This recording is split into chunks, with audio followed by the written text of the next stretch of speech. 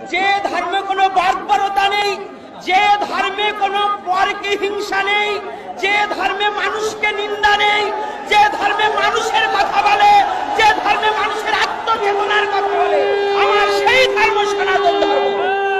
আর আমার সেই সনাতন ধর্মকে নিঃস্ব করার জন্য যে কুচক্রমহল আসুক না কেন, তাদের হাত ভেঙে গুড়িয়ে দিতে হবে। আমার সনাতনের প্রতি বিন্দুমাত্র আর চোখে তাকালে তার চোখ তুলে দিতে হবে। কারণ এই ঘুমান্ত প্রাণীকে খুঁচা দিয়ে জাগাবার চেষ্টা যেন কেউ না করে। ৮ দফা দাবি করেছে, বেশি কিছু নয়। সনাতনী একটু আগে আমার এক বাবা বলেছে, আমি একমত। সনাতনী কখনো ভিক্ষার থালা হাতে নেয় না, সনাতনী কোনো কারো দয়ায় বাঁচে না।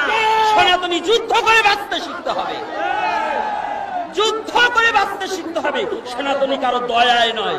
তো যে জাতি দয়ায় বাঁচতে চায় না, যে জাতি ভিক্ষার হাত বাড়িয়ে দেয় না, তাদের প্রতি কেন এত নির্যাতন? শুধু আমি একটা কথা শুনেছি, আমি পূর্ববর্তী বক্তাদের একটা অনুরোধ করব, কোন সরকার নয়, কোন বছর নয়, কোন সাল নয়, ৭১-এর পর হইতে যতবার যে সরকার এসেছে, প্রত্যেক সরকার সনাতনীদের প্রতি নির্যাতন করেছে। শুধু কোন এক সরকার নয়। আপনারা জানেন ১৯ সালে নানুয়া দিঘির পারে হনুমানের পায়ে নিজেরাই কোরআন রেখে যে মন্দিরগুলাকে ভেঙেছিল, যে সনাতনী যুবকদের হত্যা করা হয়েছিল, আওয়ামী লীগ সরকার তার বিচার করেনি। ২১ সালে ঠিক আছে, যাক আমার ভুল হতে পারে, তাহলে ২১ সালে যে ঘটনা, তারপর থেকে যত ঘটনা, আওয়ামী লীগ বলেন, বিএনপি বলেন, জাতীয় পার্টি বলেন, সনাতনী এই বাংলাদেশ টিকে আছে সনাতনী জাতির সম্পত্তির উপরে। দাতব্য যত চিকিৎসালয়, দাতব্য যত প্রতিষ্ঠান, আপনার জগন্নাথ ভার্সিটি থেকে শুরু করে এই রমনা পার্ক পর্যন্ত সমস্ত সনাতনী জাতির সম্পত্তি। এই বাংলাদেশের মধ্যে যত দাতব্য প্রতিষ্ঠানগুলো প্রায় সনাতনী সম্পত্তির উপরে দাঁড়িয়ে আছে। জাদুঘরের যত মূর্তি আছে সব সনাতনীদের মূর্তি। জাদুঘরে যত সংস্কৃতি আছে সমস্ত সনাতনীদের সংস্কৃতি। এই সনাতনীর সম্পত্তি দিয়ে বাংলাদেশের বারোয়ানি চলছে, আর এই সনাতনী কেন এত নির্যাতন সহ্য করবে? কি কারণে? এটা অন্তর্বর্তী সরকার এখন এসেছে। আমার জিজ্ঞাসা, আমার জানবার অভিপ্রায়, অবিলম্বে ৮ দফা দাবি আমাদের মেনে নেন। এই ৮ দফা দাবি আপনার কাছে আকুল আবেদন। আমরা সাধু সন্ত কেন পথে আসব? সনাতনী সাধু সন্ত সহসা পথে আসে না। সনাতনী সাধু সন্ত সহজা রাজপথে নামে না। আর যারা যদি একবার সাধু সন্ত এখন আসেনি, এই বাংলায় হাজার হাজার সাধু সন্ত আছে। আপনারা এখনো, আমি অন্তর্বর্তী সরকারের কাছে বলি, সাধু সমাজ যদি একবার পথে নেমে পড়ে, এই ৮ দফা দাবি যদি না মেনে নেন, যদি নেমে পড়ে, জানবেন পুরো শহর অচল হয়ে যাবে, পুরো শহর অচল হয়ে যাবে। আর হে সনাতনী যুবকবৃন্দ, তোমরা এমন ধর্মে জন্মগ্রহণ করেছো যে ধর্মে মরে না, বাঁচতে শিখায়। সনাতন ধর্মে বাঁচতে শিখায়। সনাতন ধর্মে জন্মান্তরবাদ আছে, তুমি মরবে না, ভয় নেই। জাতির জন্য প্রাণ দান করবো, তথাপিও জাতিকে জাতির জন্য জীবনকে শেষ করে দেব। এই যতগুলো সাধু সন্ত এসেছে, প্রত্যেকটা সনাতনী একমাত্র জীবনটাকে বলিদান করেছে তার ধর্মের জন্য। এই সাধু সন্ত মরতেও শিখেছে। জানবেন সাধু সন্ত আর ঘরে বসে থাকবে না। আর যদিও কোন সাধু সন্ত ঘরে ঘুমিয়ে থাকে, জানবে ওরা সনাতন ধর্মের সাধু নয়, ওরা পাঁচাটা কুকুর। যারা ঘুমিয়ে থাকবে আর সনাতনী স্বার্থে না জাগ্রত হবে, ওদেরকে ভালোবেসেও লাভ নেই। আজকে আপনারা যারা এসেছেন সাধু সন্ত বৃন্দ, আমি প্রত্যেকটা সাধুকে বলবো, এবং প্রত্যেকটা আজকে আমার যুবক বাবাকে দেখে আমার খুব ভালো লাগছে, আনন্দ লাগছে।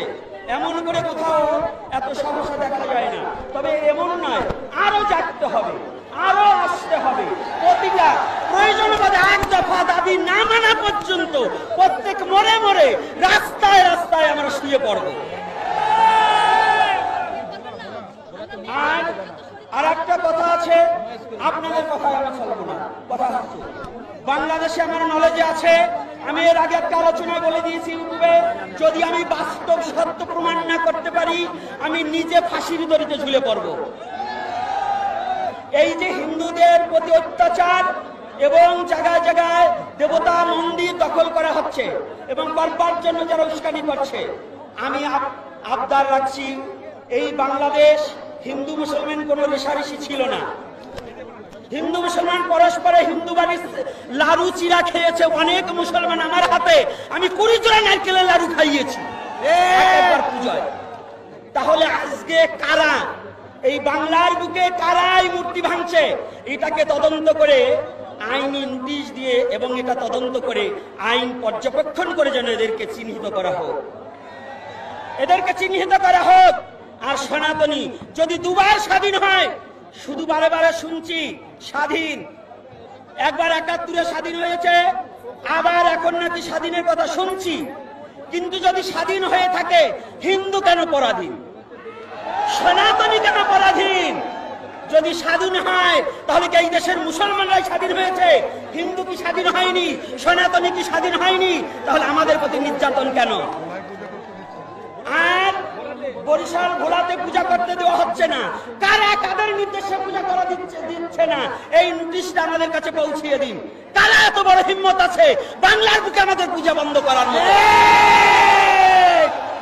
খাচ্ছ আমাদের, পাচ্ছ আমাদের সম্পত্তি, এখন আর চেয়েছে আতাতে গেলে তোমার বাপদাদার নামই নেই, আর সেই সম্পত্তি ভোগ করে তুমি আমাদের হিন্দুদের প্রতি নির্যাতন করবে, এটা চলতে দেওয়া যাবে না।